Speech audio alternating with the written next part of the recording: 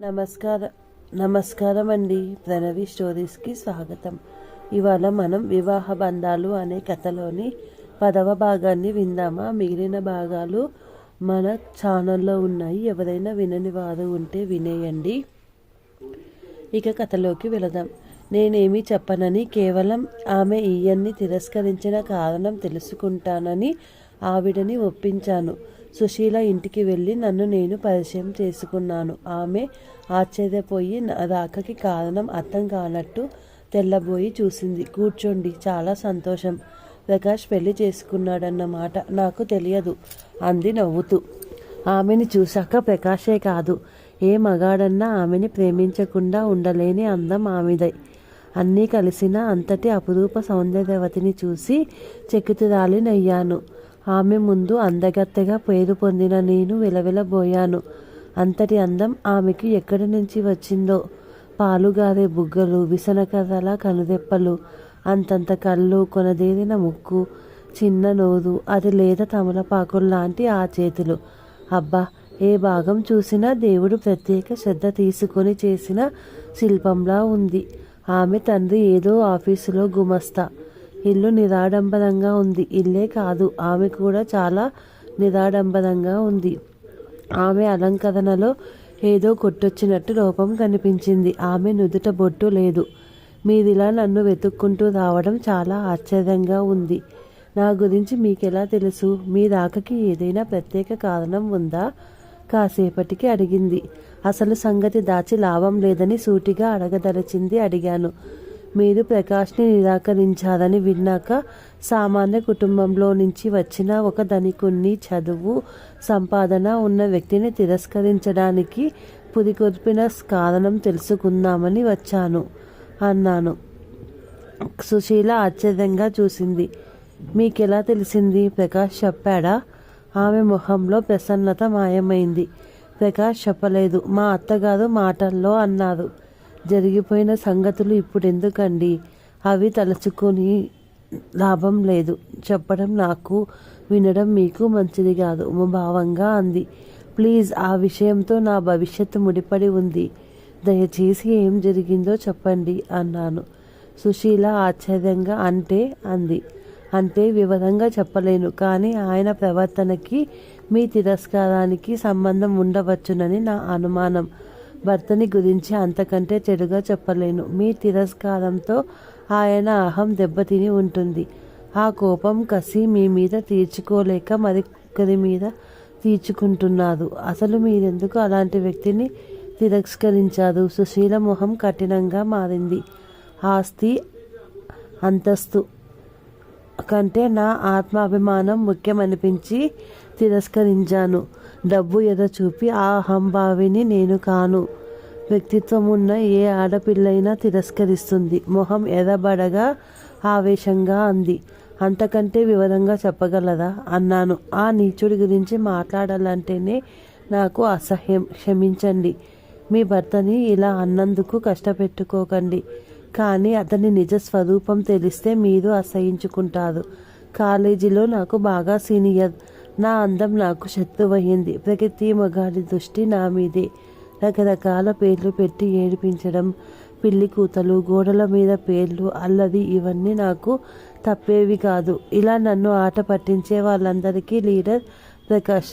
అతడి కుడి భుజం శ్యామ్. డబ్బుంది, అందం ఉంది. ప్రతి ఆడపిల్లలా తనంటే పడి చేస్తుందనుకునేవాడు ప్రకాష్.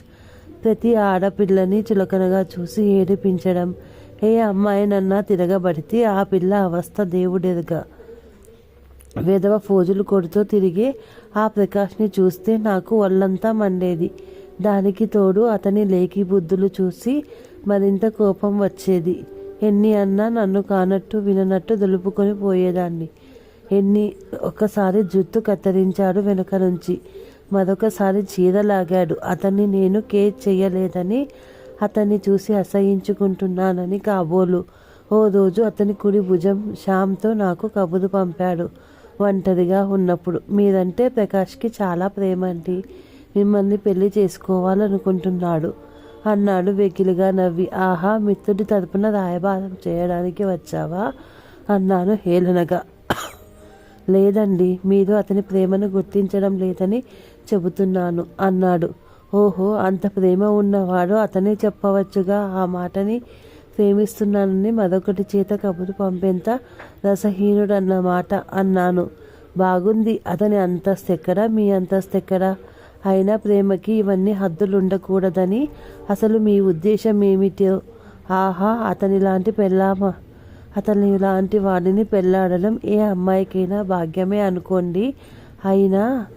ఆయన కబురు పంపగానే ఆయన లాంటి గొప్పవాడు పెళ్ళాడుతాడని అనగానే సంతోషంలో మూర్ఛపోతాననుకొని అతని వెంటే అంగీకరిస్తానన్న నమ్మకంతో శ్యామ్తో కవిత పంపాడన్నమాట. నాలాంటి బీదదాన్ని తనంతట తాను అడగడం నామోషి అనుకున్నాడు కాబోలు. అతని అహంకారం తలుచుకోగానే ఒళ్ళు వణికింది. కోపంగా ఆవేశంగా కళ్ళెర్ర చేసి, షటప్, మీ ఫ్రెండు గారికి లక్షలుండొచ్చు, కానీ ఆయన గారు కోరిందే తడవుగా అడిగిందే భాగ్యం అని ఆనందపడిపోయి పెళ్ళాడేంత దౌర్భాగ్యదాల్ని కానని మీ ఫ్రెండ్కి చెప్పండి. పెళ్ళి కాకపోవచ్చు, మీ ఫ్రెండ్ లాంటి శ్రీమంతుణ్ణి పొందలేకపోవచ్చు, కానీ ఆడదాన్ని గౌరవంగా చూడని మీ జులాయి ఫ్రెండుని, అలాంటి అహంభావిని మాత్రం నేను పెళ్ళాడనని తెలియజేయి. వెళ్ళు, మరొకసారి ఇలా వచ్చావంటే ప్రిన్సిపల్కి చెప్తా అని తిట్టి పంపించాను. మొహం మార్చుకొని వెళ్ళాడు శ్యామ్. ఆ మరునాడు కాలేజీలో నేను మేడ మెట్లు దిగి వస్తుంటే ప్రకాష్ మెట్ల మధ్యలో అడ్డంగా నిలబడి నన్ను అదోలా చూసి నవ్వి చటుక్కున నా చెయ్యి పట్టుకున్నాడు. ఆ సాహసానికి భయం కంటే ఆశ్చర్యం ఎక్కువ వేసింది. తీక్షణంగా చూసి వదులు అన్నాను. వదలడానికి కాదు, పట్టుకుంది. ఈ పాణిగ్రహణం చెయ్యనిదే నాకు నిద్ర కూడా రాదు అన్నాడు. విసురుగా చెయ్యి లాక్కొని అది జన్మలో చెయ్యలేవు అన్నాను. అతని మొహం నల్లబడింది. ఓహో, ఏం చూసుకొని ఆ పొగరు? అందగత్తెవనా? నేను తలుచుకుంటే నిన్ను పెళ్లి చేసుకోవడం పెద్ద విషయం కాదు, నాలాంటి వాడిని పొందడమే వరం అనుకుంటూ పైకి బెట్టు చేస్తున్నావు కదూ అన్నాడు. చి, నిన్న రోడ్డున పోయి ముష్టివాడినన్నా పెళ్ళాడుతాను, కానీ నిన్ను నా కంఠంలో ఊపిరుండగా పెళ్ళాడను అన్నాను. అతని కళ్ళు నిప్పులు చెరిగాయి. కర్కశంగా, అలాగా, ఎలా చేసుకోవో నేను చూస్తా అన్నాడు దర్పంగా. చూడు, బాగా చూడు, దారి వదులు, లేకపోతే ఈ విషయం చాలా దూరం వెళుతుంది అని విసురుగా తోడుకొని పైకి వెళ్ళాను. ఆ మర్నాడు ప్రకాష్ చాలా ప్రేమ కురిపిస్తూ నిన్న తొందరపడ్డానని, నేనంటే చాలా ఇష్టమని ఏదో అల్లరి చిల్లరిగా ఏడిపించినప్పటికీ నా అందానికి ముగ్ధుడయ్యి ప్రేమించి వివాహం చేయించుకోవాలనుకున్నానని, అన్నదా తలచకుండా నా అభ్యర్థని తీసివేయొద్దని, నీవు లేకపోతే బతికే లేదు, పిచ్చివాడినైపోతాను అంటూ 10 పేజీల ప్రేమలేఖ రాశాడు. ఒక్క క్షణం నిజమా అనుకున్నాను. కానీ అతని సంగతి 2 ఏళ్లుగా చూస్తూ అంత సులువుగా అతన్ని నమ్మలేకపోయాను. బెదిరించి నన్ను లొంగ తీసుకోలేక ఈ దారిన నన్ను ఒప్పించి పెళ్లి చేసుకొని నా మీద కసి తీర్చుకోవడానికి వేసిన ఎత్తు అనిపించింది. ఉత్తరం చించేశాడు. కాలేజీలో అభ్యర్థనగా జాలిగా చూశాడు. మళ్ళీ శ్యామ్తో కబురు పంపాడు. నా జవాబు మారదని ఖచ్చితంగా చెప్పాను. అంతే. ఆ మర్నాటి నుంచి నా పాటలు భగవంతునికెరుక. నా పేరు గోడల నిండా మరొకడితో కలిసి వెలిగింది. పిల్లి కూతలు, నవ్వులు, చప్పట్లు, కేకలు, ఒక్కటేమిటి, పిల్లలందరినీ కూడేసి ఏడిపించారు. 2 రోజులు చూసి భరించలేక ప్రిన్సిపల్కి రిపోర్ట్ ఇచ్చాను. ఆయన చివాట్లు పెట్టారు. ఆ తర్వాత కాలేజీ మానేసి రోడ్డు మీద మా ఇంటికెదురుగా గొడవ ఆరంభించారు. మా ఇంటి గోడ మీద పోస్టులు వెలిశాయి. అమ్మ నాన్న నిలదీయడం, తిట్టడం, ఇరుగు పొరుగు చెవులు కొరుక్కోవడం. ఇంట్లో నుంచి కదిలి వెళితే వెనకాల ఎక్కడి నుంచి ప్రత్యక్షమయ్యేవారో 4 భరించలేనిదిగా తయారయ్యింది. అదృష్టవశాత్తు ఎలక్షన్స్ అయ్యి కాలేజీకి సెలవులు ఇచ్చారు. బతికాననుకొని ఇంట్లోనే కూర్చొని దానిని ఎక్కడికి కదలకుండా ఈ పుకార్లతో నా పెళ్ళి ఎక్కడ కాదోనని మా వాళ్ళ భయం. ఆఖరికి పరీక్షలు అయ్యింది అనగానే నా పెళ్లి ప్రయత్నాలు ఆరంభించారు. ఆ సమయంలో ప్రకాష్ నాన్నగారు మధ్యవర్తి ద్వారా నన్ను చేసుకుంటానని కబురు పంపారు. అమ్మా నాన్నల సంతోషానికి అవధులు లేవు. ఇది ప్రకాష్ ఎత్తేనని నాకు తెలుసు. అదృష్టవంతురాలినని అందరూ నన్ను పొగిడారు. ససేమిరా ఈ సంబంధం చేసుకోను అన్నాను. నన్ను అమ్మా నాన్న తిట్టారు, భయపెట్టారు, నచ్చ చెప్పారు. ఈ పెళ్లి చేస్తే నా శవానికే చేస్తారని తేల్చి చెప్పేశాను. కారణం అడిగారు. ముందు నుంచి ప్రకాష్ సంగతి చెప్పాను. ఏదో క్రూరత్వం, కాస్త బాగున్న ఆడపిల్లని ఏదో అంటారు, అంత మాత్రానికి ఇంత మంచి సంబంధం వదులుకోవడం అవివేకం అని నచ్చ చెప్పబోయారు. ప్రకాష్ తత్వం తెలిసి ఈ పెళ్లి చేసుకోవడం నా గొంతుకి నేను బిగించుకునే మంగళసూత్రం కాదని, ఉదితాడని తిరస్కరించాను. అమ్మ వాళ్ళు తిట్టి తిట్టి విరక్తితో ఊరుకున్నారు. విజయ గారు ఆనాటి నా తిరస్కారం ప్రకాష్లో ఇంత పగ రేపుతుందని, ఇంతలా పగబట్టి క్రూరంగా కాటు వేసి నా జీవితాన్ని సర్వనాశనం చేస్తాడనుకోలేదండి. సుశీల కళ్ళల్లో నీరు చిమ్మింది. ఆశ్చర్యంగా చూశాను. విజయ్ గారు, మీ ప్రకాష్ మనిషి కాడండి, మానవ రూపంలో ఉన్న దానవుడు. నా పసుపు కుంకాన్ని తుడిచేశాడండి. బోరు మంది చకితురాలయ్యాను. అంటే అని అడగలేక అడిగాను. నాకు పెళ్ళయింది విజయ్ గారు. నా భర్త శ్రీమంతుడు కాదు, అందగాడు కాదు, ఉన్నతోద్యోగి కాదు. నా మనసెరిగినవాడు, నన్ను మెచ్చినవాడు, సంస్కారం ఉన్నవాడు. మా అంతస్తునికి తగిన వాణ్ణి చూసి పెళ్లి చేశారు. 6 నెలల కాపురంలో మర్చిపోలేని అనుభూతులు చవిచూశాను. హాలో మగల అన్యోన్నతకి ఆస్తి అంతస్తుల అవసరం లేదని తెలుసుకొని నా అదృష్టాన్ని అభినందించుకున్నాను. నా ఆనందం, ఆ అదృష్టం 6 నెలల్లో తుడుచుకుపోయింది. ఆ ప్రకాష్ నా కాపురంలో చిచ్చు పెట్టడానికి చేయగలిగిందంతా చేశాడు. ఆకాశరామన్న ఉత్తరాలు రాశాడు. ఆయనతో ముందే ప్రకాష్ గురించి చెప్పాను. ఆయన ఆ విషయాన్ని తేలిగ్గా చూసుకొని బుట్ట దాఖలా చేశారు. ఆ ఉత్తరాలు ఆ ఎత్తు పారపోలేదు. పెళ్ళయ్యాక మొదటిసారి పండక్కి వెళ్ళాం. వారం రోజులు సరదాగా గడపదలుచుకున్నాం. పండగ ముచ్చట్లు అయ్యాయి. ఇద్దరు రోజు చివరికి వెళ్ళేవాళ్ళం. కను చీకటి వేళ ఆ రోజు కాలరాత్రి నాకు ఎవరో 3 మనుషులు మా మీద పడి నన్ను పట్టుకొని నోరు నొక్కి నా కళ్ళ ముందే యమదూతల్లాంటి ఇద్దరు ఆయన్ని కత్తితో పొడిచి చంపారు. రక్తం వరదలయ్యింది. నా నుదుటి కుంకుమ తుడుచుకుపోయింది. వాళ్ళెవరో నాకు తెలియదు, కానీ ఆ పని వాళ్ళెందుకు చేశారో నాకు తెలుసు. డబ్బుకు కకృతి పడి నిండు ప్రాణం తీశారు. ఆ ఊళ్ళో ఆయనని తెలిసిన వారు లేరు. అంత కసి, కోపం ఎవరికి ఉండే ఆస్కారం లేదు నా మీద. ప్రకాష్ కసి, కోపం ఆయనని బలి తీసుకున్నాయి. ఆ నిజం నాకు తెలుసు, కానీ ఎలా నిరూపించగలను? ఆ సమయంలో ప్రకాష్, అతని మిత్ర బృందం అందరూ మరొకసారి ఇంట్లో పార్టీలో మునిగి ఉన్నట్టు సాక్ష్యం సృష్టించుకున్నారు. ఎంత ఘోరం!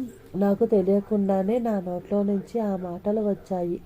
నన్ను కాదన్నందుకు సుశీలకు పాఠం నేర్పాను అన్న ఆయన మాటలు నా మనస్సులో ప్రతిధ్వనించాయి. ఆయన మాటలకు ఇంత అర్థం ఉందా? వణికిపోయాను. ఘోరం, మీరు నాకు ఘోరం, రాక్షసుడికి వినోదం. అంతటితోనైనా నన్ను వదిలాడా? ఆయన పోయాక జీవోత్సవంలా పడి ఉన్న నా దగ్గరికి ఒకరోజు కళ్ళబొల్లి దుఃఖం నటిస్తూ వచ్చాడు. నా బతుకిలా అయినందుకు తనెంతో బాధపడుతున్నానన్నాడు. నేను మోడులా ఉంటే సహించలేనన్నాడు. తిరిగి నా జీవితం పుష్పించేస్తానన్నాడు. తనని అపార్థం చేసుకోవద్దన్నాడు. తన ప్రేమ నిరూపించుకోవడానికి ఒక అవకాశం ఇవ్వమన్నాడు. ప్రకాష్ మాట్లాడిందంతా ఓపిగ్గా విన్నాను. ఆ క్షణంలో అతని మీద అసహ్యం ఉడికిపోయింది. చటుక్కున లేచి ముఖం మీద తుప్మని ఉమ్మాను. నీకు నా జవాబు ఇది, గెటౌట్. ఇంతకంటే ఇంకేం చేస్తావు నన్ను? మళ్ళీ ఈ ప్రాంతంలో కనపడకు. కనిపిస్తే చంపేదే, నిన్ను వదలను, వెళ్ళు. వేదిగా అరిచాను నల్లబడ్డ మొహంతో. పళ్ళు కొరికి క్రూరంగా చూసి వెళ్ళాడు. విజయ్ గారు, ఆ రోజు నా జీవితంలో నుంచి తప్పుకున్నాడు ప్రకాష్. అంతకంటే నన్నేం చెయ్యలేదు కాబోలు. శుష్కహాసం చేసి అంది సుశీల. మీ జీవితంలో తప్పుకొని నా జీవితంలోకి ప్రవేశించాడు. మీ మీద ఎలా చూపాలో తెలియని కసి, కట్టుకున్న బాధ కనుక పడి ఉంటుందని నా మీద చూపుతున్నాడు. నాకు తెలియకుండా అనేశాను. సుశీల ఆశ్చర్యంగా చూసింది. తర్వాత సానుభూతిగా ఐఆమ్ సారీ. అతని పాలపడడం మీ దురదృష్టం. అతనికి చాలా అందగాడినని, ఆస్తి అంతస్తు ఉందని, ఆడపిల్లలు వెంటపడాలని కోరిక.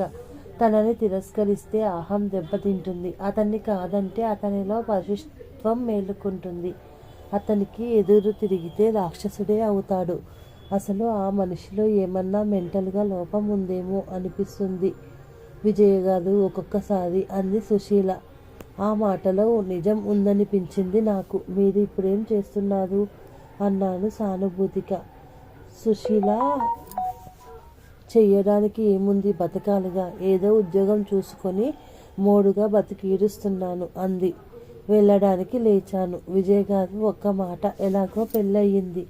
భర్త అతన్ని మీరు భరించాలి కనుక అతన్ని మంచిగా మార్చగలరేమో ప్రయత్నించండి.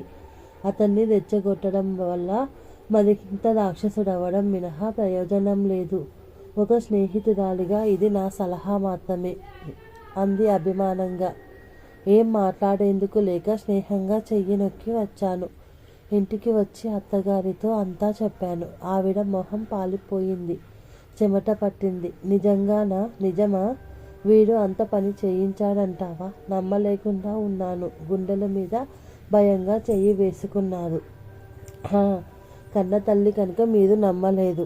ఇంకా ఇలాంటి వారితో కాపురం చేయమని అంటారా? నన్ను కోడలిగా కాక కూతురిగా భావించి చెప్పండి అన్నాను. ఆవిడ ఇబ్బందిగా చూశారు. అమ్మా విజయ, నీవే అన్నావు. నేను కన్న తల్లిని. కొడుకు ఎలాంటి వాడైనా తల్లి అభిమానించకుండా ఉండలేదు. వాడి శ్రేయస్సు కోరుతూనే ఉంటుంది. చిన్నప్పటి నుంచి వాడి స్వభావం వింతగానే ఉండేది. ఒక్కడే కొడుకేమో. ఆడింది ఆటగా పెరగడంతో పంతం, మంకుతనం, గారాబం, కోపం అన్నీ ఉండేవి. అంతేకాదు తను చెప్పిన పని చెయ్యని ఆయాని గిల్లేవాడు, కొరికేవాడు. నౌకరు ఏదన్నా తెమ్మని తేకపోతే చేతిలోది విసిరేవాడు. వాడు అడిగింది మేం లేదంటే తిండి తినేవాడు కాదు. ఇంట్లో అన్నీ విరక్కొట్టేవాడు, పాడు చేసేవాడు. ఇంట్లో కుక్క పిల్లని తోక పట్టి పీకి పీకి అది కుయ్యమంటుంటే ఆనందించేవాడు. పిల్లి చెవులు పట్టుకొని ఎత్తి పట్టి కుదేసేవాడు. వీధి పిల్లతో ఆడుతూ వాళ్ళని నానా విధాలుగా ఏడిపించేవాడు. ఆఖరికి పక్షి కనిపించిన రాయి విసిరేవాడు. చీమ కుట్టిన కసితో కాలితో రాసేవాడు. ఇదంతా మా పెంపకం లోపమేమో, ముద్దు చేసి పాడు చేశాం అని బాధపడేవాళ్ళం. ఒక్కగానొక్క కొడుకుని ఏమీ అనలేక, అంటే వాడి హఠం భరించలేక పోతున్నాడవుతున్నది మేం చేసేవాళ్ళం. అదంతా చిన్నతనం. సరే, ఇప్పుడు తను కావాలన్నది దొరకలేదని ఇంత అమానుషంగా ప్రవర్తించాడంటే ఇంకా వాని గురించి ఏమనుకోవాలో అర్థం కావటం లేదు. నేనేం చెప్పను? నా కొడుకుతో కాపురం చెయ్యొద్దని ఎలా చెప్పను? నీ ఇష్టం తల్లి అందావిడ బాధగా. ఆవిడ మనోవేద అర్థమయ్యింది. చూడమ్మా, వాడి అదృష్టం ఎలా ఉందో. కుదురగా కాపురం చేసుకుంటావో, వడ్డించిన విస్తరిని చింపి పోగులు పెట్టుకుంటాడో వాడి అదృష్టం మీద ఆధారపడి ఉంది. ఆ అదృష్టాన్ని పరీక్షించుకోవడానికి వాడికి ఒక్క అవకాశం ఇవ్వమని తల్లిగా అడుగుతున్నాను. నాకు కూతుర్లు లేదు. కూతురైతే ఏం చెప్పేదాన్నో మరి. కానీ కొడుకుని కన్నా కడుపు తీపి తెలుసుకున్నాను. ఇంత చెప్పినా వాడి మీద మమకారం చావడం లేదు. నా కోసం వాడికి ఒక్క అవకాశం ఇచ్చి చూడగలవా విజయ? ఇది ఆజ్ఞ కాదమ్మా, అభ్యర్థన అన్నారు ఆమె నా చేతిని పట్టుకొని. అంతటి సహృదయని మాటని ఇలా కాదనగలను? సరే అనక తప్పలేదు. ఆ సరే అనడం ఎంత పొరపాటో 3 నెలల నరకయాతన తెలియజేసింది. ఆయన మారుతారని ఆశించడంలో నా తెలివి తక్కువతనం తెలిసింది. కాపురానికి వెళ్ళాను. అక్కడ నా కోసం బంగారు పంజరం తయారు చేశారు. చక్కని ఇల్లు, అంతకంటే చక్కని ఫర్నిచర్, వంటకి పనికి అన్నిటికీ కలిపి ఒక మనిషి. ఆ మనిషే వంటే కాకుండా ఇంటి యజమానురాలు దారికి కాపలాదారని, ఆ ఇంటి గుర్క అని, యజమానిని మించిన గూఢచారని నాకు తెలియడానికి చాలా రోజులే పట్టింది. నేను మా ఇంటికి రాసిన ఉత్తరాలు పోస్ట్ చేయకుండా నాకు వాళ్ళే రాసే ఉత్తరాలు తిన్నగా పోస్టాఫీస్కే వెళ్ళి మాయం చేస్తున్నాడని అర్థం అవ్వడానికి 1 నెల రోజులు పట్టింది. నేను ఇక్కడికి రాగానే మా ఇంటికి ఉత్తరం రాసిన వాళ్ళు ఎందుకు జవాబు రాయలేదో, కొత్త కాపురం సరిదిద్దడానికి వస్తానన్న అమ్మ ఎందుకు రాలేదు, ఏ సంగతి తెలియక ఎన్ని ఉత్తరాలు రాసినా జవాబు రాయని వాళ్ళ మీద కోపం తెచ్చుకున్నాను. పెళ్లి చేసి పంపించి మర్చిపోయానని కోపం వచ్చింది. ఆయనకి రోజంతా ఆఫీసు పని, సాయంత్రం ఇంటికొచ్చాక తాగి ఒళ్ళు తెలియకుండా రాత్రంతా పడుకోవడం దినచర్య. ఆయన ఏం చేసినా అదేమని అడిగే హక్కు నాకు లేదు. ఏమిటిలా తాగడంలో మీ ఉద్దేశం? మీకో భార్య, భార్యకో మనసు ఉంటుందని గుర్తించదా అంటే హేళనగా నిర్లక్ష్యంగా నవ్వేవారు. గట్టిగా అడిగితే నోరు మూయ్ అనేవారు. నోరు మూసుకొని పడి ఉండడానికి నేనేం బొమ్మని కాదు, ప్రాణం ఉన్న మనిషిని. ఏ సరదా ఏ ముచ్చట లేకుండా పడేసి పడి ఉండడానికి మిమ్మల్ని పెళ్లాడలేదు అన్నాను కోపంగా ఒకరోజు. సరదా నీకు లేదు. కమాన్ తాగుదాం, డ్యాన్స్ చేద్దాం, ఇంకా ఆ తర్వాత ఎంజాయ్ చేద్దాం, కమాన్ అన్నారు. ఛీ, మీతో మాటలేమిటి? అసహించుకున్నాను. మీరేదో మారుతారన్న భ్రమతో మీ అమ్మగారి మాట కాదనలేక వచ్చాను. నన్ను ఇంట్లో ఉండమంటావా, వెళ్ళమనా మీ ఉద్దేశం? తీవ్రంగా అన్నాను. అది నీ ఇష్టం, నిర్లక్ష్యంగా అన్నారు. సరే, రేపే నాన్నగారికి టెలిగ్రామ్ ఇచ్చి రమ్మంటాను. ఆయనే నిర్ణయం ఏం చేయాల్సి వస్తుందో. ఆ మాట విని నిర్లక్ష్యంగా నవ్వారు. మర్నాడు వాడితో టెలిగ్రామ్ పంపాను. 3 రోజులైనా నాన్నగారు రాలేదు. ఆశ్చర్యపోయాను. అర్జెంటని టెలిగ్రామ్ ఇచ్చినా ఆయన రాకపోవడంతో ఏమీ అర్థం కాక తికమక పడ్డాను. అపురూపంగా పెంచి పెళ్లి చేసి ఇంతలా ఒక్కసారిగా నా కర్మానికి నన్ను వదిలేసినట్టు ఎలా ఊరుకున్నారు అన్న అనుమానం వచ్చింది. ఏడుపు వచ్చింది. నాన్న రాలేదు. సరే, నేనే వెళ్ళాలని నిర్ణయించుకొని ఆయనతో చెబితే ఎలాగో ఒప్పుకోదని ఆయన ఆఫీస్కి వెళ్ళాక గప్చుప్గా సూట్ కేసు చేత పట్టుకుని ట్యాక్సీ తెమ్మన్నాను పనివారిని. ఎక్కడికి వెళ్తున్నారమ్మా అన్నాడు వాడు. మామూలుగా అడుగుతున్నాడని మా పుట్టింటికి వెళ్తున్నాను. 4 రోజుల్లో వస్తాను. ఆయన వస్తే చెప్పు అన్నారు. అయ్యగారితో చెప్పకుండా ఎలా వెళతాడు అన్నాడు అతలా చూసి. నేనంతా పట్టించుకోకుండా పర్వాలేదు, నువ్వు చెప్పులే అన్నాను. కాదమ్మ గోరు, అయ్యగారికి చెప్పకుండా మీరు వెళ్ళలేదు అన్నాడు. తెల్లబోతూ చూశాను. ఏమిటి అన్నాను ఇంకా నమ్మలేక. అయ్యగారితో చెప్పకుండా మీరు వెడితే అయ్యగారు నన్ను తిడతారు, అంచేత వెళ్ళడానికి వీల్లేదు ఖచ్చితంగా అన్నాడు. వాడి ధైర్యానికి విస్తుపోతూ కోపంగా, మధ్య నీవెవడివి చెప్పడానికి? ఎవరితో మాట్లాడుతున్నావో తెలుసా? ముందెళ్ళి ట్యాక్సీ తీసుకురా అన్నాను కోపంగా. వాడు ఆ కోపానికి భయపడలేదు. పైపెచ్చు ఇంకా దాటిగా నేను వెళ్ళను, మిమ్మల్ని వెళ్ళనివ్వను అన్నాడు. వాడిని ఏం చేయాలో తెలియనంత కోపం వచ్చింది. వాడి వలస చూస్తే లాభం లేదనిపించింది. సరే, నేనే వెళ్ళి ఎక్కుతాను అన్నాను. విసిరిగా వెళ్ళబోయాను. వాడు గుమ్మానికి అడ్డ చెయ్యి పెట్టి, అమ్మగారు, అనవసరంగా గొడవ పడకండి, లోపలికి వెళ్ళండి, మీరు వెళ్ళడానికి లేదు. అంతకా వెళ్ళాలనుకుంటే అయ్యగారు వచ్చాక వెళ్ళండి, అయ్యగారు వచ్చే వరకు గుమ్మం దాటనివ్వను అన్నాడు అడ్డుగా నిలబడి. నీకెంత ధైర్యం? నౌకరు వెదవవి ఇంటి యజమానురాలితో ఇలా మాట్లాడతావా? ఆయన రాని నీ పని చెప్తా అంటూ కోపంతో అరిచాను. వాడు నా మాట విననట్టు కదలలేదు. కోపం పట్టలేక విసురుగా వాటి చెయ్యి తోసి, జాగ్రత్తగా మసులుకో, నీకింత పొగరా అన్నాను బయటికి వెళ్ళబోతూ. వాడు నా చెయ్యి పట్టుకొని నన్ను లోపలికి తోసి తలుపులు మూశాను. నిర్ఘాంతపోయాను. అమ్మగారు, అనవసరంగా మీరు అల్లరి చేయకండి. మీరు ఇక్కడి నుంచి వెళ్ళలేదు. మిమ్మల్ని కాపలా కాయడం నా పని. మీరు వెళ్ళాలనుకుంటే నన్ను చంపుతారా అయ్యగారు? నా ఉద్యోగం పోతుంది. ఆయన గారు వచ్చే వరకు లోపలే ఉండండి అంటూ పైన గడియ వేసి తాళం పెట్టాడు. ఆశ్చర్యపోయాను. నాకు కాపలా పెట్టారా వీడిని? వీడు కాపలా కాస్తున్నాడా? ఆశ్చర్యం నుంచి తేరుకున్నాక ఒక్కొక్క సంగతి అర్థమైనట్టు అనిపించింది. నా ఉత్తరాలు అసలు మా వాళ్ళకి అందకుండా చేసి ఉంటాడు. వాళ్ళ ఉత్తరాలు నాకు అందకుండా ముందే మాయం చేశాడన్నమాట. ఎంత ఘోరం! కట్టుకున్న బాధని కాపలా కాయడానికి నౌకరిని పెడతాడా? ఒళ్ళు మరిచిపోయాను కోపంతో, ఆవేశంతో ఊగిపోయాను. ఎన్నాళ్ళు నన్నిలా బందీఖానాలో పెడతారు? నేను ఇక్కడి నుంచి వెళ్ళడం ఎలా? కోపంతో బుసలు కొడుతూ కూర్చున్నాను. వీడు ఫోన్ చేశాడో ఏమిటో. ఆయన ఆఫీస్ నుంచి వెంటనే వచ్చారు. తలుపు తీయగానే కలవరపడ్డాను. ఏమిటి మీ ఉద్దేశం? నన్నిలా బందీఖానా చేసి పైగా నౌకరు వాడిని కాపలా పెట్టడంలో మీ ఉద్దేశం ఏమిటి అని అడిగాను. ఆయన విలాసంగా ఒక నవ్వు నవ్వారు. అర్థం వెరీ సింపుల్ మై డియర్. కొత్తగా తెచ్చుకున్న పెంపుడు కుక్క కాస్త మచ్చిక అయ్యే వరకు కట్టి పడేసేయకపోతే అటు ఇటు పారిపోతుంది. పోట్ల గేదెని స్వేచ్ఛగా వదిలితే మళ్ళీ ఇంటి చేరదు. ఎవరి వస్తువు వాళ్ళు జాగ్రత్తగా చేసుకోవాలనుకోవడంలో తప్పు ఉందా? అంత కష్టపడి పెళ్ళాన్ని తెచ్చుకున్న పెళ్ళం పోతానని బెదిరిస్తుంటే చూస్తూ పోనిచ్చే విధవలుంటారా? చాలా వినోదంగా అన్నారు. ఇంటి మనిషిని ఎవరేం చేయగలరు? ఎగిసి పడుతున్న గుండెలతో ఎన్నాళ్ళు ఇలా నన్ను కట్టడి చేయగలగదామనుకుంటున్నారు అన్నాను.